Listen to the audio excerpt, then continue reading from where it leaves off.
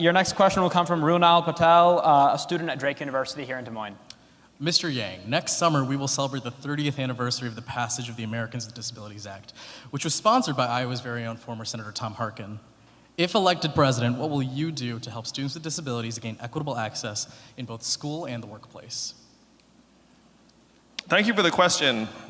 To me, it's imperative that we provide for people who are differently abled. And again, I have a son who's on the autism spectrum, who in some classifications would be considered disabled. And the law in the books is not enough.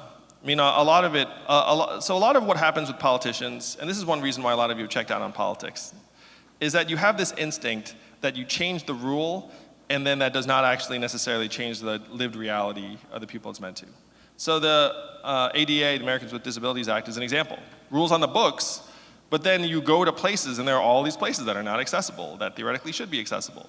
And the reason for that is that those establishments or institutions don't want to spend the money to make themselves more accessible. And that if you have a situation where you have scarce resources, you say, you know what, I'm just gonna let that one ride, and then if someone brings an action against me, I'll like pay the fine or figure it out then, or do, like that's just the system we're in.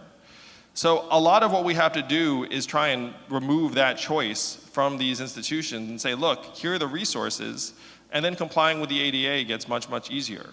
The biggest lie in American life right now is that we don't have the resources. We are the richest economy in the history of the world, $20 trillion and counting, up $5 trillion in the last 12 years. The problem is that we've put this mindset of scarcity on many of our people in our institutions where they look around and say, I don't have the resources to provide for differently abled Americans. And after we reverse that and say, look, there are plenty of resources to go around, then we'll be able to make real change on the ground and enforce some of the laws that we already have on the books.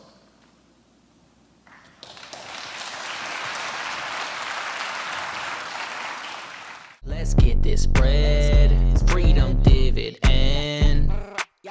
Are all y'all paying attention?